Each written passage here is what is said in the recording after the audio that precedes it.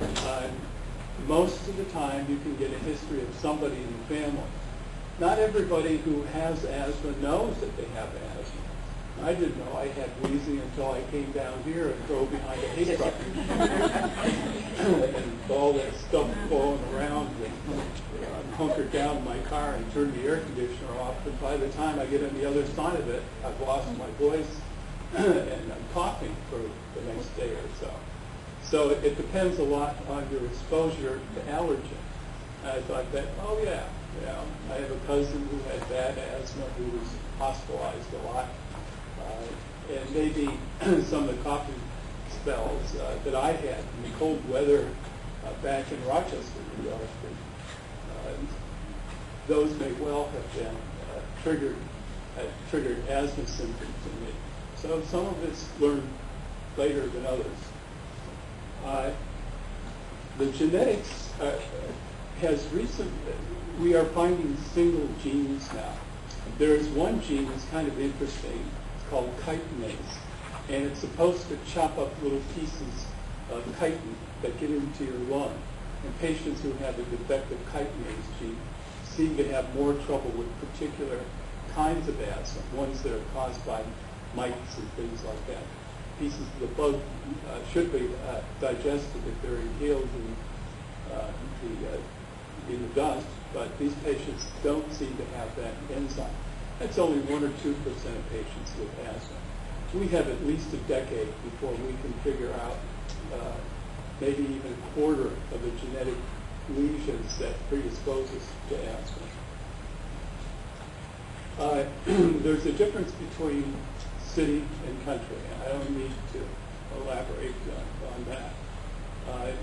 The insurance coverage and papers and things like that make a difference on how often people access their medical care. And I'm sure all of you who are hands-on understand what I'm talking about there. There is some evidence that race plays a role, and it's said that Hispanic kids have more asthma. I'm not sure about that. I think it's pretty common. The problem with doing epidemiologic studies is they're only as good as the measure of asthma. Now, how do you know a patient has asthma?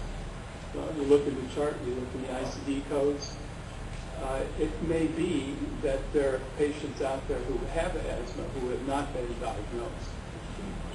And I've learned a lot about what questions to ask. And if we have time, I'll talk about some of the things that have been helpful for me to get clues about who has asthma. But there's no blood test for asthma. Now, what are some of the psychological issues? Well, kids and, for that matter, adults need to be secure in this world. And there's some pretty basic things. You should not be hungry for air. And growing children, especially those who can't express what the problem is under 3-4 years, they actually can't get enough air. And they wake up at night. Some of the older kids have described to me dreams that they've had of not being able to get enough air. A teenager a couple days ago mentioned that she woke up short of breath, and she was dreaming about using her inhaler. Now, what does that do to their sense of security in this world? And these are kind of underexplored issues. But if you work with children or you're close to families and adults who have asthma, you realize that this is something different. They have acquired attitudes and habits toward exercise. Sometimes we blame kids for not wanting to exercise. Let's use the word lazy. Maybe they're not lazy. Maybe they know over many, many years that if they do hard aerobic exercise, they're going to start to cough or feel short of breath. And the expressions that they use when they're short of breath, I feel tight. Some of them just can't say what. I kind of feel hot all over, or I have pain here, but they don't know where to point. because what they're doing is they're expressing what happens to you if you hold your breath too long. That's the kind of discomfort that they feel.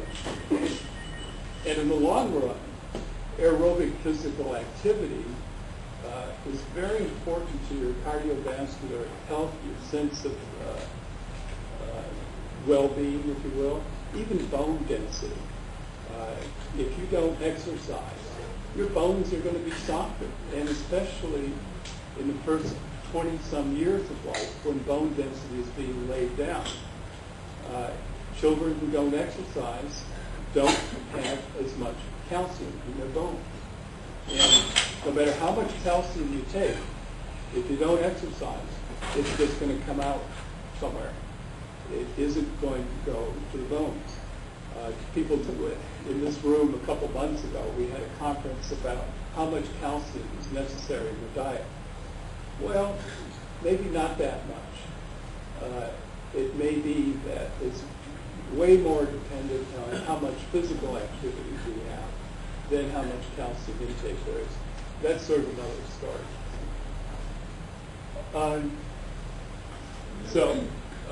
Any questions so far? Yes? Well, how can they say my heart comes so fast? That can come up in a couple of circumstances. Anybody who exercises will have a fast heartbeat. Some kids have never exercised, and it's strange to them to feel their heartbeat. How many of you have run or jogged or done some intense physical aerobic activity? Great aloha. Great aloha. That sounds more than I can do. But I used to be a competitive swimmer, and some of the things we would do is swim 25 yards without taking a breath. Boy, what happens to your heart? The physiology of exercise is such that for the first, you can increase the blood. Okay, let me back up for a second. Oxygen is needed for tissue to metabolize, for muscles to contract, for the brain to think, for the heart to beat. You can increase the amount of oxygen delivery to your muscles 20 times. The first, and it comes from both stroke volume, how much blood the heart swishes out each time it beats. So the squish volume and the heart rate. You can increase your heart rate from, say, 60, 70, 80 to almost 150, 180, and that increases blood flow 3 times. The biggest increase actually comes from stroke volume, where the heart expands, takes in a little bit more, swishes harder. So early in exercise, you can put out more blood without increasing your heart rate. All right, so normally your heart rate goes up during exercise. Now, there are other instances where they're having some toxicity from albuterol. Albuterol and I think most of you know Zopinex is just a type of albuterol. It's one isomer of albuterol. They both have as their side effect a fast heart rate. Salmeterol, if we have a chance, we'll talk about combination inhalers. People who take too much Advair. I had one teenager who emptied a whole container of Advair in 2 days. And she came in, she started. I feel nervous. And her EKG was abnormal. And she was air hungry. She didn't know what was going on. And she actually hid in a closet so her parents wouldn't know she was using it so much, because for some reason they wouldn't bring her in. So, I mean, this was one toxic teenager. So, it's sort of a Friday afternoon, I'm trying to figure out, whoa, where do I go from here? I'm not going to give her a nebulizer or any more albuterol. So, that's another cause. Infrequent, but if you ask most kids, they will notice that their heart rate goes up when they get albuterol.